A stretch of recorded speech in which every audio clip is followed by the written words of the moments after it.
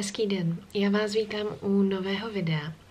Přiznám se, že chtěla jsem začít natáčet vlog už tak včera nebo předevčírem, dneska máme úterý, ale nebylo mi vůbec dobře, nejsem ještě úplně 100%, ale říkala jsem si, že už vlog začnu natáčet, přeci jenom i ta realita toho, kdy trochu onemocníte nebo vám není dobře, je taky součástí té cesty, že jo, je to součástí života. Já teda stále samozřejmě mám Jivamukti týden 2, takzvaně. Samozřejmě praktickou část teďka vynechávám, tu doženu později, takže teď se spíš věnuju té teoretické části.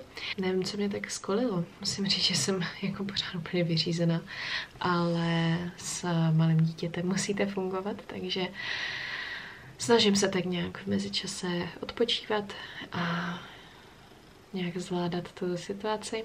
A říkám si, že je potřeba i někdy zvolnit, že to tělo si tak nějak samo potom řekne, že jo, že je toho asi příliš a člověk by měl umět odpočívat. No, máme už odpoledne, je asi 3:45. 3:45, já si dávám tady ještě kafe, protože jsem nějaká úplně jako unavená. A půjdu studovat, mám chvilku čas, tak si půjdu pustit další video. My teďka máme teda stihnout den 3 a 4. Takže už jsem začala, samozřejmě neděli i pondělí už jsem se na nějaké videa koukala. Takže teď budu pokračovat, ale dřív než budu pokračovat, tak jsem vám chtěla ukázat 2 dárečky, které jsem dostala od mamky od Toma a mám z nich velkou radost. Tady vám takhle ukážu, co jsem dostala. Je to vlastně, tohle je zenová zahrádka, tohle je písek, který si tady jako dáte, k tomu jsou i takové hrábě a pak tady stojánek na vonné tyčinky. A ty vonné tyčinky jsou vlastně jako na podporu čaker v těle. Mám z toho velkou radost. To jsou přesně dárky, které mě potěší. Já vám to ještě víc ukážu. Vonné tyčinky si kupuju pravidelně.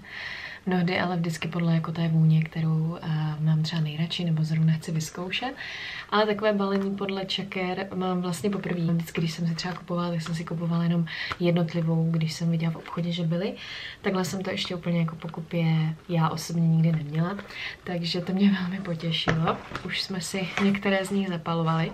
K tomu i takový lístek vlastně, kde vy tu vonnou tyčinku dáte, aby to mělo v čem stát. A zenovou zahrádku, to se přiznám, že jsem už dlouhodobě chtěla, ale vlastně nemám ji doteď. Nevím, nějak jsem si ji nikdy nepořídila. A teď jsem ji dostala jako darem, takže jsem si říkala, že si tady vysypu ten píseček s vámi. Ony ty zenové zahrádky vlastně fungují tak, že vy si to tam můžete naskládat, jak chcete. Doufám, že to vysvětlu teda správně. Ale můžete si to naskládat do toho, jak chcete. Komponentem je tady Buddha soška, svíčka, tady zeleň. Já jsem si ji tady takhle jako postavila. I když na obrázku jsem viděla, že ji měla jakoby spíš položenou jako na tom. Ale já bych si ji dala spíš takto, nebo mně se to takhle líbilo. Takhle ještě kámen. Přemýšlím, jestli se to tam sype asi teďka. Vlastně si nasypete takhle dovnitř. Možná vyndám ten kámen. Doufám, že to dělám dobře. Nikdy jsem to nedělala. A takhle si to nasypete dovnitř. Tak. Už se to tady trošku rozhrabu. Je, to je super. No už teď jsem úplně vyzenová. Jenom jak si to tady hrabu. Tak, položíme si tady ten kamínek. A tady si dáme tak tu svíčku a tu zeleň.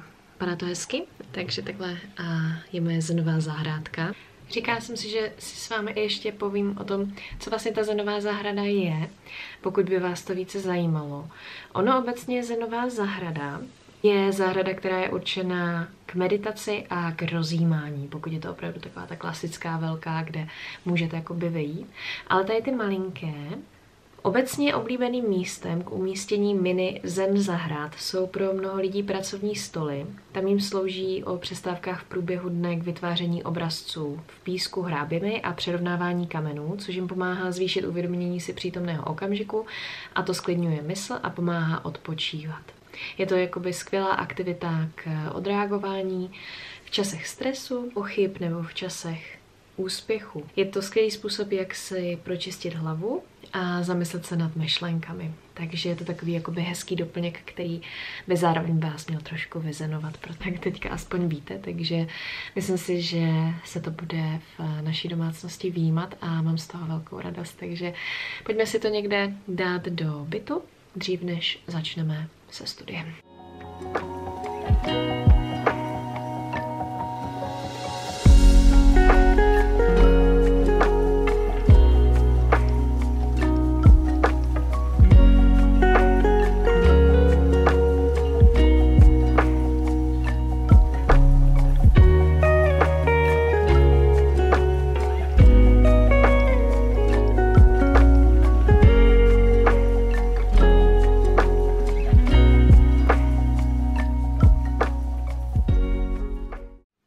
Dneska máme středu.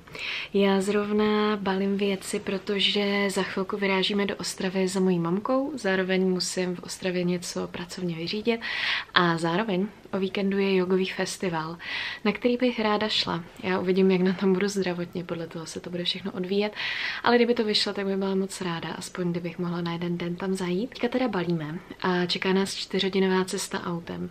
Říkala jsem si, že ty 4 hodiny využiju na studium Jivamukty, abych vlastně nemusela být na internetu a používat mobilní data, tak jsem si říkala, že si zkusím zpracovat alespoň co nejvíc z té neinternetové části, což je vlastně práce s tím workbookem, jak jsem vám ukazovala, kde jsou různé otázky a je tam právě i jako číst zpětně, nebo číst ty knížky, které jsme měli přečíst, než vlastně začínal ten kurz. Vždycky tam je přečtěte kapitolu a teďka tam je vždycky něco zpracujte z té kapitoly. Takže jsem si říkala, že se dělám takovou jako 4hodinovou čtecí chvilku, kdy si zkusím zpracovat v rámci cesty, co nejvíc dokážu. Takže dneska vás vezmeme sebou do Ostravy. We could talk under moonlight till dawn.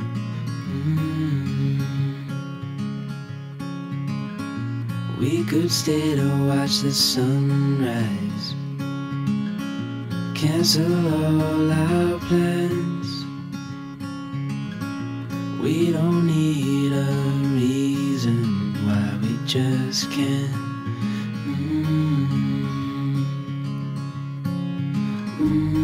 I wish I could stop time and stay in this moment, never think about going, won't you stay with me for a little while. Co je dneska za dní? Co? Co je dneska za den? Ano? Ano, už jsme u koutku.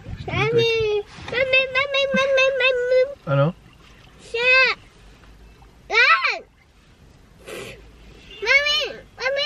Tak půjdem?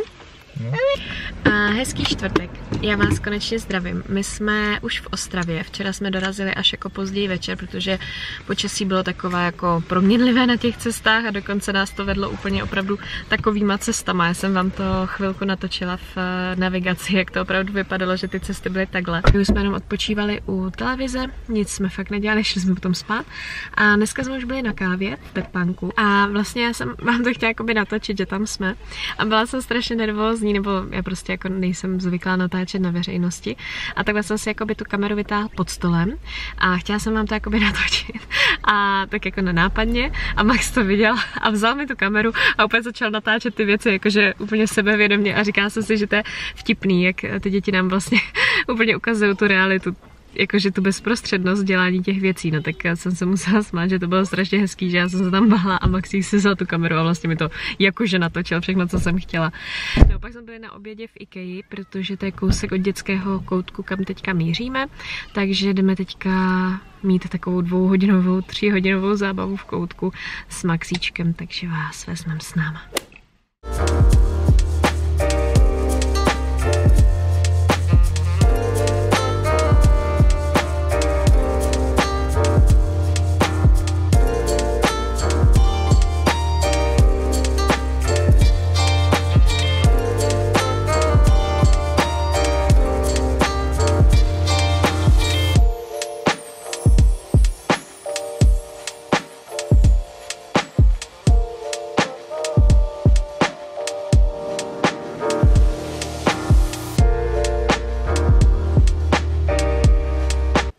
My už jsme zpátky z koutku.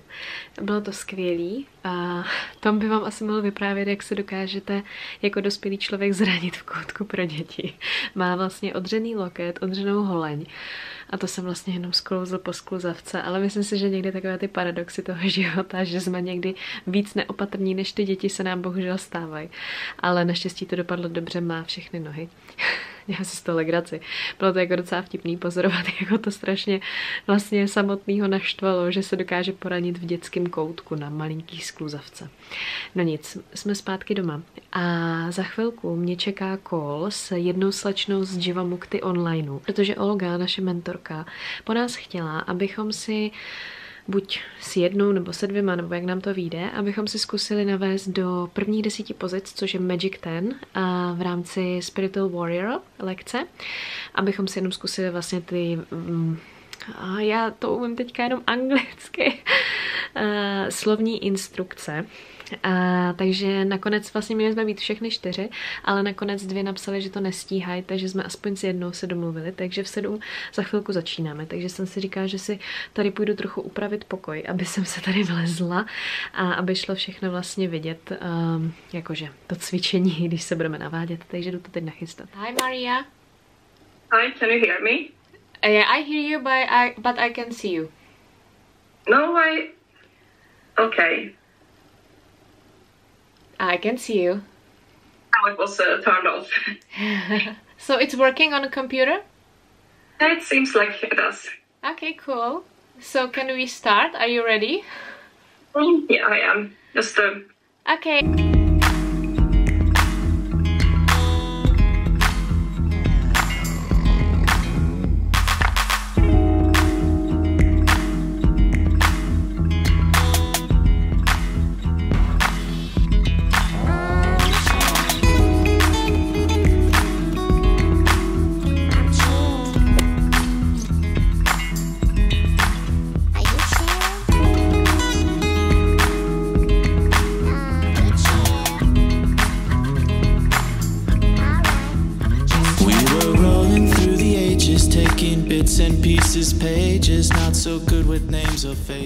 Hezký pátek. My se aktuálně nacházíme v ostravské zoo, kam jsme se šli všichni dneska společně projít, ale říkala jsem si, že dřív, než vám začnu natáčet zvířátka a náš program tady, tak vám ještě zhrnu včerejšek. My jsme vlastně s Máriou praktikovali prvních 10 pozic spirituálního bojovníka a bylo to skvělé. Ono opravdu, když trénujete s někým, kdo je z vaší rodiny, tak jste takový jako víc uvolněnější a na druhou stranu, když trénujete s někým, koho jako ve finále jako neznáte, máte k tomu najednou jako jiný přístup, najednou máte nějakou jako větší zodpovědnost, takže na trénování angličtiny a trénování vlastně celkově těch verbálních instrukcí je to skvělý a s Máriou jsme se shodli, že se příští týden spojíme znovu a budeme spolu znovu trénovat. A tento týden máme call s Olgou naplánovaný na neděli, takže mě zbývá posledních, myslím, 2 videa, plnit ještě úkoly ve workbooku, takže tím, že to je až v neděli a dneska je pátek, zkusím stihnout dneska co nejvíc, případně to ještě dodělám zítra. Na druhou stranu mi to jako vlastně vyhovuje, protože tento týden musím říct, že ty úkoly a ty videa byly za prvý náročnější a daleko delší než ty z těch předchozích, vlastně z toho předchozího týdne, co jsem dělala. Teďka opravdu ty videa měly klidně i 120 minut, takže bylo to náročnější v tom opravdu to odkoukat, takže ještě mi zbývá 3 videa, opravdu dlouhé videa, takže dneska ještě určitě na tom zapracuju. A chtěla jsem vám ještě povědět takovou jako fakt náhodu, protože to bude taky součást tohoto videa. A já jsem vám vlastně říkala na začátku, že tento víkend je jogový festival v Ostravě. My jsme chtěli s Tomem jít společně alespoň v sobotu, protože jsme chtěli jít na Jessiku a na Šárku Vojáčkovou, ale nějak jsme to podcenili a ty lístky byly letos velmi vyprodané. A nakonec, když jsme se dívali, když jsme jeli do Ostravy, tak jsme zjistili, že je už volný jenom jako golden ticket, což byl vlastně lístek na celý víkend, ale ten stál skoro 4 000, 3 500 nebo 600, teď se nejsem jistá. A říkali jsme si, jestli spíš ty peníze jako neušetříme. No, mě to nedalo, mě to pořád tam táhlo a vlastně mi to bylo strašně líto, že tam jako se nepodívám. A nedalo mi to a hledala jsem. A byla možnost vlastně, že na oficiálních stránkách Yoga Festivalu psali, že pokud chcete prodat lístek, když se tam nedostavíte, že vám to třeba nevyšlo, tak můžete jenom na oficiálních facebookových stránkách. Takže já jsem jako jela na ten Facebook a jedna slečna tam psala, že prodává 2 golden tikety, což jsou vlastně jakoby lístky od pátku do neděle, ale nepsala tam cenu, tak říkám, OK, teď ji zkusím napsat a neuvěříte, ta slečna mi prodala oba 2 lístky, jakoby 2 lístky golden tikety od pátku do neděle za 2000 korun, takže jeden za 1000 korun. Myslela jsem si první, že to je podvod, abych vám řekla pravdu, protože mi to přišlo neuvěřitelně levný, ale nakonec to podvod není. Slečna mi přiznala, že ty lístky dostala vlastně darem, takže ona na tom i tak vydělala a my jsme vlastně taky na tom jako neskutečným plusu, až se si říká, že je to neuvěřitelný, jak nám ten vesmír přihrál ty lístky. No, prostě tam máme být. Takže dneska jsme v zoo a ráda bych se ještě večer, protože od 5 vlastně Jivamukty Advanced učitelka Jessica z New Yorku dneska má cvičení, takže pokud to stihneme, věřím, že to stihneme, tak bychom se tam už dneska společně podívali. No concern for what you're chasing. I am chill, your heart is racing. Why don't you pour a glass of red? Come join me on the bed instead and let this chronic infiltrate your head. And then we're gone. We only live inside this song. And when you're gone,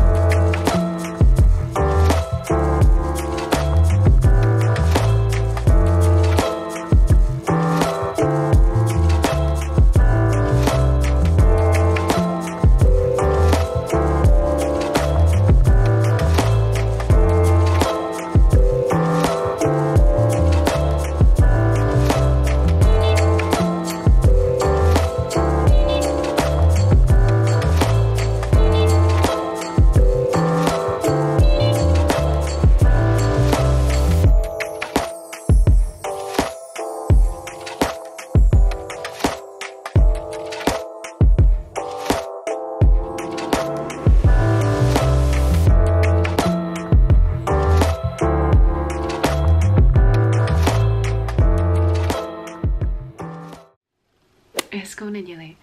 My máme po festivalu. Já teda nevím, kdy jsem se vám přesně naposledy ozvala, ale chtěla jsem takhle shrnout ještě slovně ten festival jogovej.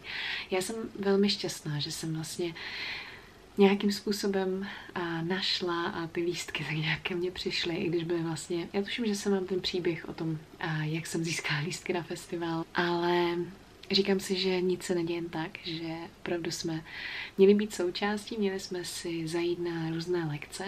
Já jsem hned v pátek vlastně tak nějak trošku odchytla Jessiku, která je z New Yorku. A měli jsme vlastně chvilku čas, než začala ta první lekce v pátek, nebo její první lekce v pátek, na kterou jsem šla. A povídali jsme si a bylo to skvělý sdílet s někým tu stejnou vášeň pro jogu a vlastně mi tak nějak i jako nabídla, ať zůstaneme v kontaktu a že kdybych cokoliv potřebovala, tak mi pomůže. A já musím říct, že To je přesně to, co mě vždycky na té józe nepřestane udivovat a co na ní miluju. Takovou tu sdílnost těch jogínů a ta náruč, ta pomoc, že jsme tady jakoby pro sebe. Vlastně jsme se viděli asi 3 minuty a poprvé v životě, ale přišlo mi to, jako bychom se znali celý život, protože jsme se opravdu povídali dřív, než začala ta její lekce a bylo to velmi obohacující a příjemné. Jessica je opravdu učitelka neskutečného rázu a má velké zkušenosti, ty její lekce byly nádherné. Já jsem byla na její lekci v pátek i v neděli. Bylo to dneska a bylo to opravdu skvělý, jakože wow, klobouk dolů. Celkově její energie i ten humor, který do těch lekcí přinesla, byl jako neuvěřitelný, bylo to krásný a jsem šťastná, že jsem mohla být na jejich lekcích. A v sobotu jsem byla i na šárce. Já na šárku chodím velmi ráda i v Praze. A ta lekce byla naprosto dokonalá taky. A vtipný bylo, že já jsem Šárku potkala na záchodě před tou její lekcí a pak jsme šli právě zase spolu na tu její lekci, takže jsem měla taky příležitost i se Šárkou popovídat a je to krásný, když vlastně můžete sdílet s tak inspirujícími lidmi i pár minut vlastně jejich času a můžete si jako povídat. Bylo to velmi krásný po všech stránkách a já jsem v poslední dny byla taková nějaká, nevím, přišlo mi, že potřebuju tu moji energii vnitřní dát do harmonie, proto přišel jogový festival a možnost tam jít. Myslím si, že mi to pomohlo zase tak nějak trošku srovnat ty vnitřní hodnoty a tu vnitřní energii. A co nás čeká teďka? A já zrovna čekám 7 minut do toho. Máme nedělní call s Olgou a s ostatními. Chtěla jsem si ještě takhle zhrnout moje pocity z tohoto týdne, všech věcí, co jsme měli splnit. Musím říct, že druhý týden byl pro mě nějak náročnější než ten první. Nevím, jestli bylo náročnější v tom smyslu, že toho bylo víc a že už to bylo trošku jako víc do hloubky ty témata. Těžko říct, jestli i nějakým způsobem jsem tento týden neměla ten nejlepší týden, tak se to tak nějak jako poznamenalo, že jsem ještě teďka upřímně doháněla ještě poslední četbu kapitoly, kterou jsme tam měli, aby byla připravená na to si o tom povídat. Takže nemám úplně jakoby pocit, že jsem to tento týden stihla tak nějak jakoby v poklidu, to opravdu nemám. Přijde mi, že jsem to nějak se snažila hasit a koukat na všechny přednášky jako fakt o půlnoci. Nějak mi to tento týden nevyšlo prostě v takovém tom poklidu, jak to byl ten první, ale i to je realita. Naštěstí mám radost, že se mi to podařilo všechno stihnout. Těším se na dnešní call, myslím si, že to bude úplně skvělý. Já vám potom ještě jako řeknu. Říkám si, že je potřeba ale tak nějak tu energii rozložit, protože si toho člověk hodně nakládá, tak pak nemá kde moc jakoby čerpat tu energii zpátky. No. A musím se nad tím trošičku zamyslet, je teďka moje docela velké téma. A musím to nějak tu energii mezi ty všechny aktivity, co teď mám, a rozložit, aby mě to taky nerozložilo. No, a já se půjdu ještě připravit na call a pak se vám ještě ozvu.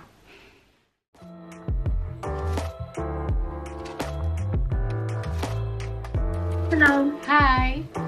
Hi. Enjoy your adventure. Hello.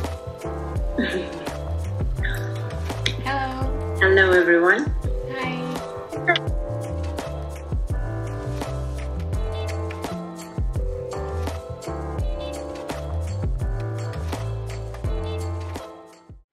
My máme po kolu a jak můžete vidět, tak jsem možná trošku červená, protože vždycky, když jsem nervózní a na něčem mi záleží, tak pak jako trošku zrudnu. A to bylo i teďka. My jsme vlastně měli říkat verbální instrukce určitých částí a spirituálního bojovníka. Jako řekla jsem to dobře, jenom jsem samozřejmě byla trochu nervózní, ale bylo to skvělé. Zase jsme prošli ty jednotlivé úkoly v tom workbooku, jak jsem vám říkala, že máme. Pak nám zadala ale teda Olga další 2 úkoly, mimo to, že máme pokračovat den 5, den 6. Všechny ty úkoly, všechny ty videa a zároveň máme ještě vlastně 3 úkoly na příště. Do příštího kolu, který bude zase, teda jsme se domluvili příští neděli v 6. Takže tento týden bude asi jako hodně zajímavý v tom, co všechno budu muset stihnout, ale jednou jsem se dala na tu cestu, tak samozřejmě to dodělám. Ale jsem zvědavá, jak to teda zase časově zvládnu a samozřejmě vás na tu cestu 3. týdne Jivamukti ty cesty vezmu s sebou. Já už tady to video ukončím, budu se na vás těšit vlastně hned zase zítra. Já doufám, že se vám video líbilo, budu ráda za vaši podporu, ať už odběrem nebo lajkem a budu se na vás těšit zase příště. Mějte se krásně. Pa.